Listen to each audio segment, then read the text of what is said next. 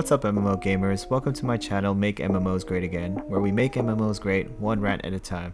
My name's Boomer and I'm salty as hell because I love games that are super broken but have tons of potential. I guess you would say they're outside of the norms of what one would call a good game. This video will be light on the salt and I wanted to share why I'm hopeful about the direction New World is currently heading. I'm gonna be honest though, anywhere from here is probably in the direction of up for New World, as it was pretty close to rock bottom. Let's get started and begin. In the beginning,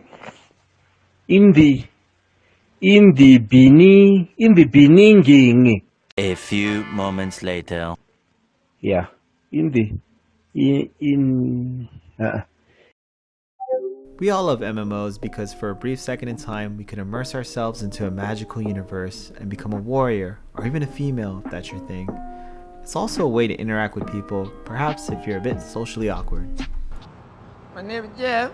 The golden years of MMOs have far surpassed us, but with the release of New World, Lost Ark, Sword of Legends Online, Alien Online, the revitalization of Final Fantasy XIV, and even Bless Unleashed, it almost seemed like there was an MMO Renaissance in the air, and players were finally going to get the proper treatment they deserve, that we deserve. Little did we know, New World was going to be a dumpster fire, Lost Ark was going to be super pay to win. I mean, we might have saw that one coming, am I right?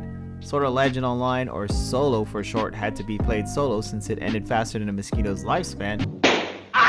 And Alien Online, formerly known as Air Online, still wasn't good despite the name change. Go figure. There was also the PC version of Bless Unleashed that was surprisingly okay, but was ruined by some sticky animations that required you had to go to the cash shop to fix. I guess it wouldn't be a Korean game without this feature. Final Fantasy XIV also had a huge player spike, with the MMO Jesus himself, Asmongold, trying out the game, which led to the physical and digital copies of the game being sold out. How do you even run out of digital copies anyways? And for some odd reason, some Final Fantasy XIV players blame Asmongold for the recent popularity of the game. That's a weird thing to be mad at someone for. Jesus! Okay, that's enough. Take that, you asshole!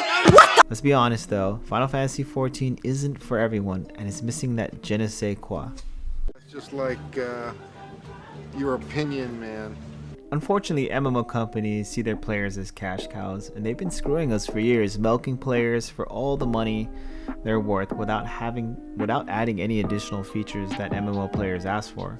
New World was a different story though. They actually listened to their players, but mistake after 100 times, it finally ruined the game, and it seems like the devs had really good intentions, and I really wanted to believe in a developer like this, because this is what makes an MMO great. A developer that listens, that's awesome. However, the game has already lost 920,000 players in such a short period of time, and the New World's forums are an absolute cesspool of toxic, salty ex-New World players who are just memeing on the game. And let's face it, New World has become a meme, and I really wanted New World to succeed though, because it has an amazing world, impactful, cool combat, immersive dungeons, and just the aesthetic of the game is really wonderful. And with the dev staff responding to a lot of the pissed off players' needs, they did it pretty well, and they actually fixed a lot of things that we had issues with, so I hope them the best in the future.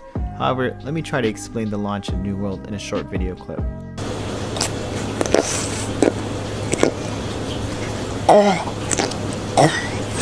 First, I'd like to go over some things that New World fixed and give some credit where credit is due.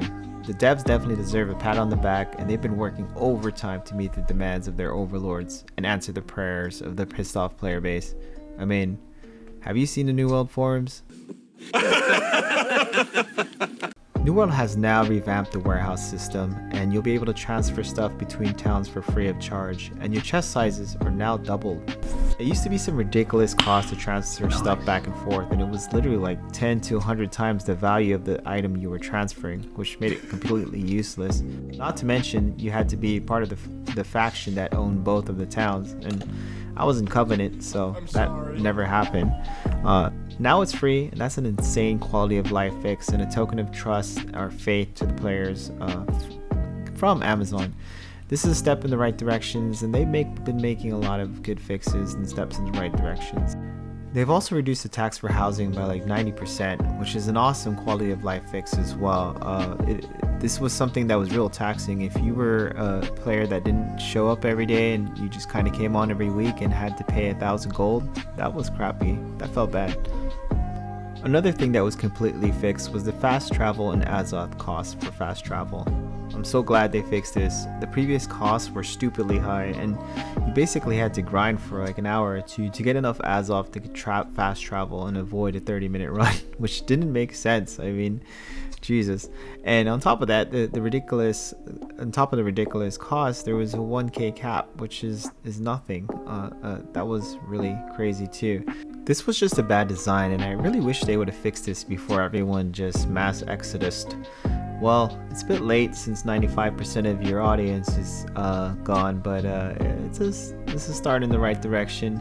I will say that there's a lot of systems like this in New World that have insane costs and add an idiotic time gate to the max restrictions, but I'm glad they fixed this one, and they changed the Azoth to about 20 for fast travel instead of 300 to 600. I always paid 600 because I was Covenant, and naturally it seems that Covenant was losing on every server, and I was always overweight too because I didn't have any room in my warehouse, so I was carrying like tons of stuff.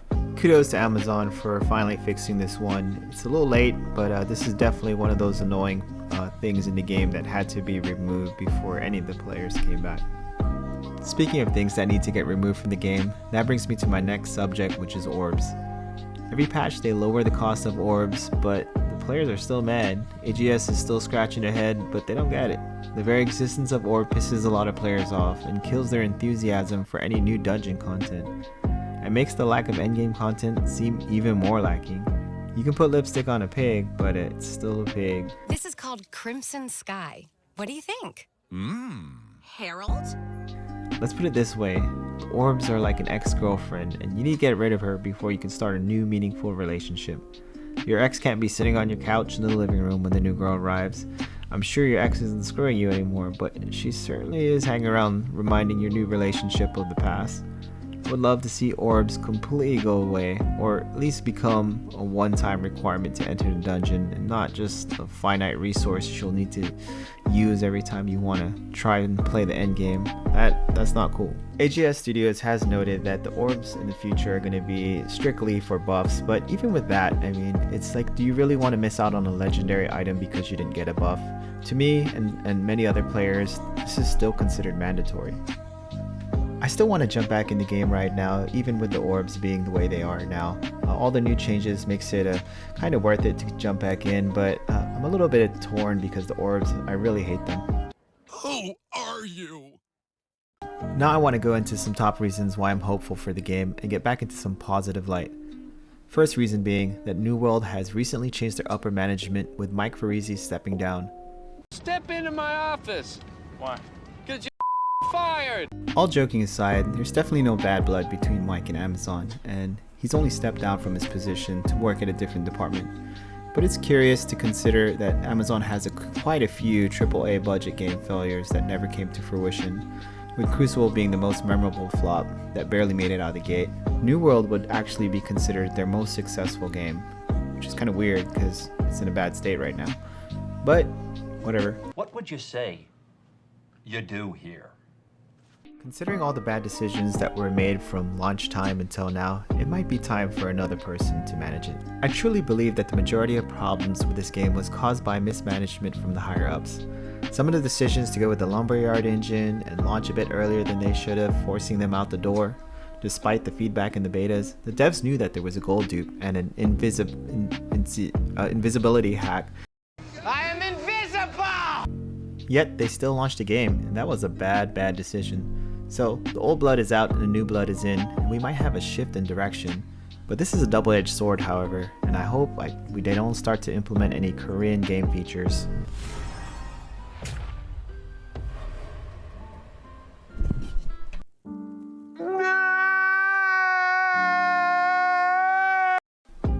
The dev team seems authentic, and they've been working their butts off to put fires out and create content.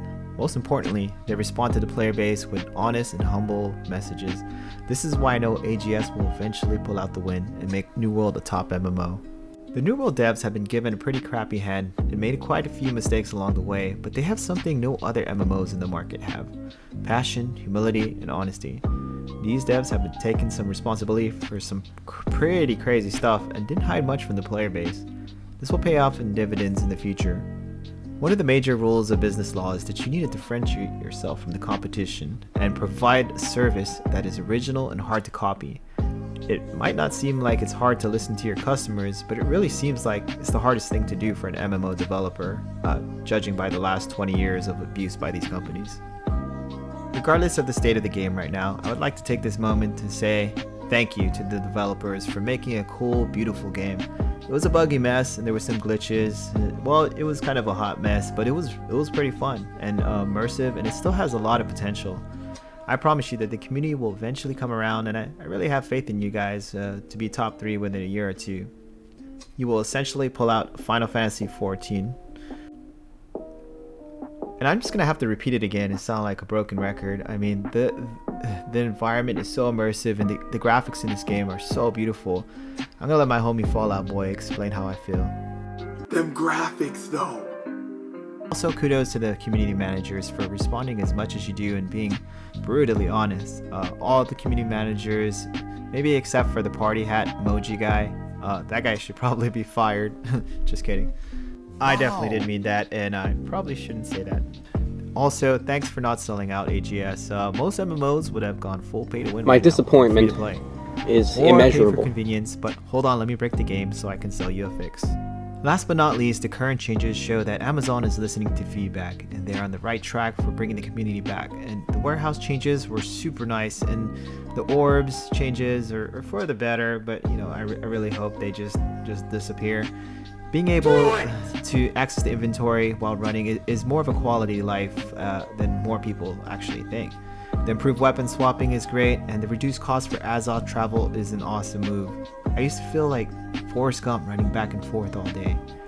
That's an old reference, so let me give you a little reminder. If I was going somewhere, I was running. Overall, I think the game's headed in the right direction. They're fixing a lot of things that were really messed up, but I wouldn't be surprised to see players jumping back in either this month or next month. With the new changes that were made, it's definitely worth jumping back into the game. Despite the hate for this game, there's a lot of people who actually love it. I mean, there's a lot of people who spent 500 plus hours on it. You don't spend 500 hours on something if you don't like it, and if you do, you're insane. Unless it's work, then you don't have a choice, right? New World's kind of like one of those guilty pleasures. It's like everyone's memeing on it so hard, like you don't really want to like tell people that you play New World, right?